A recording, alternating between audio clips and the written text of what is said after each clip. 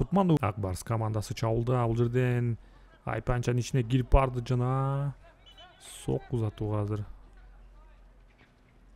Жана чыгат берилген топ эч кандай офсайд жок бул жерден. 2-1 дээрлик чабуул жана сокку узатыш керек, узатылган сокку Кыштобаев. Бул жерде эч кандай офсайд жок. Акбарс командасы контр чабуулда сокку узатыш керек, узатылган сокку жана гол. Мыкты делген контр чабуул 8-катар сандагы.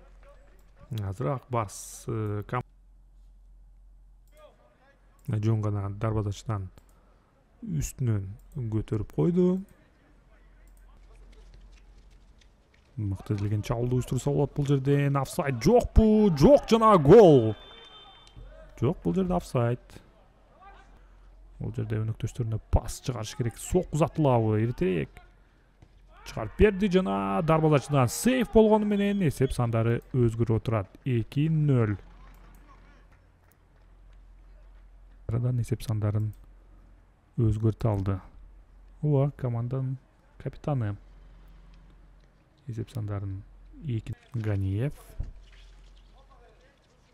Топ менен Айпанчанын ичине бул жерден сокку жана гол. Анадолу командасы эсеп сандарын кыскартты. 2-1. Ганиевдин пасы бул жерден. 2 коргоочу бар эле бул жерде жана таамай узатылган сокку Кыштобаев Нуртазин командасын сактай алган жок. 2-1.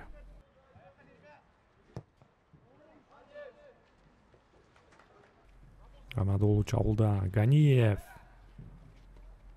сок узатты жана кезекте өнөктөшүнө пас. Айпанчанын ичине сок узатыш керек, эч кандай офсайд жок дегичи болбой азыр. Калыстыныш өнөктөшүнө эртерээк пас чыгарыш керек. Айпанчанын ичине пас жана сок бар бул жерден.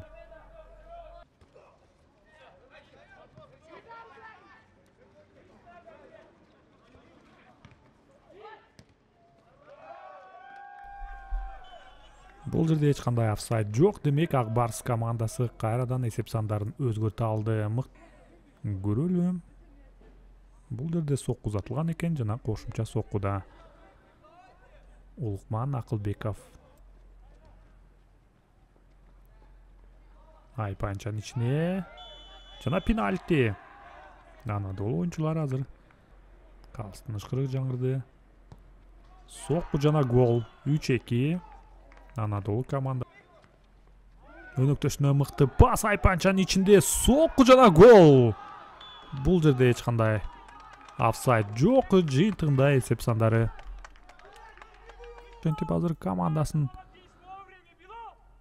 жеңилүүдөн сактап калууда. Мыкты тайтизде уюшту.